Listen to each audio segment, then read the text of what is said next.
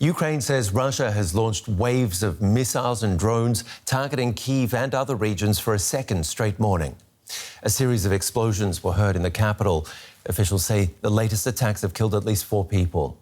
Emergency crews were already dealing with the biggest Russian air bombardment since the start of the war.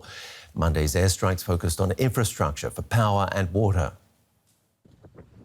The small village in the Zaporizhzhia region is just 1 out of 15 targeted. The strike killed a local farmer. Down the road, his sister survived. I was at home busy with the potatoes I had just harvested, when suddenly there was an explosion. I got scared, so I went to the basement with my husband. My husband decided to go check the other house because it was really loud. I found out it was a direct hit and that my brother died. Ukraine says the Russian bombardments are the largest of the war, with more than 200 drones and missiles fired. Ukraine also says the bombardment struck critical civilian infrastructure across its territory, disrupting power and water supplies. While Russia's defense ministry claims the facilities were providing power to Ukraine's military.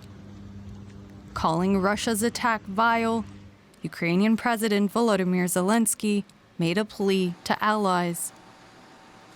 There should be no restrictions on the range of weapons for Ukraine, while terrorists have no such restrictions.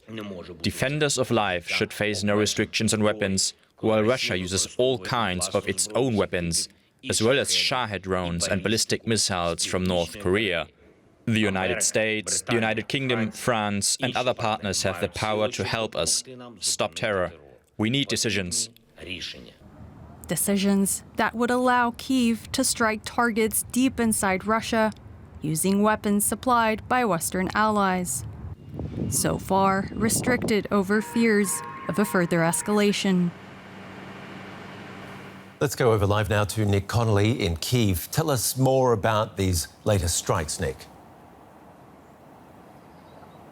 So this was a second night of very long air alerts, albeit a little less intense than yesterday's attack. We have reports coming from basically most of Ukraine's geography, from the south, from around Kyiv and also the west.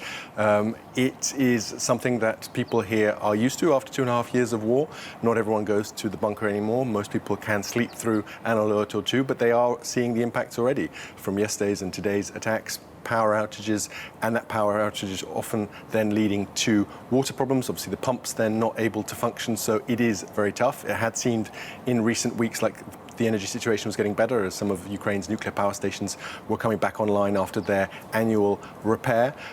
But there is a sense here that, this is also proof of Ukraine's air defense is getting better, right? So whereas at the beginning of the war, Russia would have to been able to send in a few missiles at a time. Now it has to spend basically a month and a half building up supplies of missiles to overwhelm Ukraine's air defenses that have been significantly strengthened with systems coming from the west. So you first see drones coming in, then you get ballistic missiles, then cruise missiles. And if yesterday's kind of totals are to be believed, basically 80% of those missiles coming in were downed, a lesser proportion for ballistic missiles which fly faster.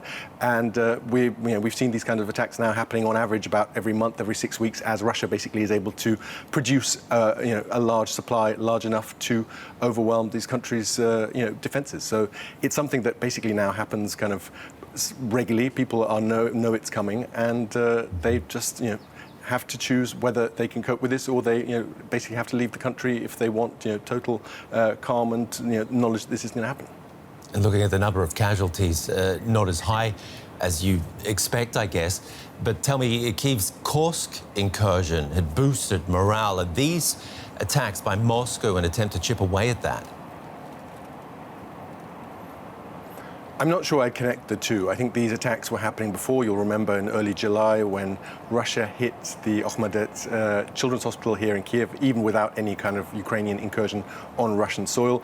This is a part of a broader campaign, I think, firstly to basically try and devastate Ukraine's energy infrastructure, especially now ahead of the upcoming winter heating season, to basically make it clear that surviving in Ukrainian cities is going to be a lot tougher this winter than maybe it was in previous winters of this war.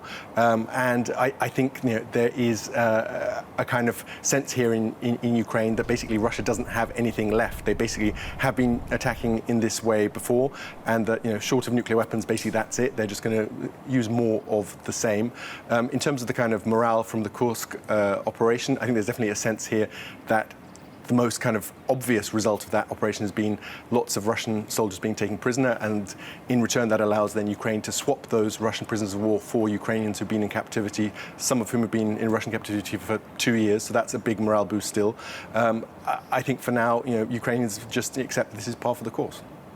What about connecting Monday's attacks by Russia, which Joe Biden condemned as outrageous, with Western support and Ukraine's demands to use Western-made long-range weapons within Russia?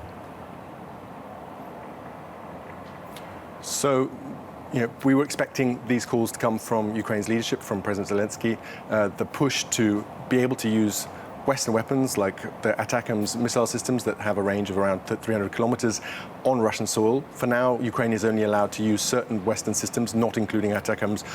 We believe up to 100 kilometers deep into Russia. So that 100-kilometer zone has been very useful in Kursk region, for instance, but it's not enough to attack the military airports from which the planes take off to launch these missile attacks on Ukraine.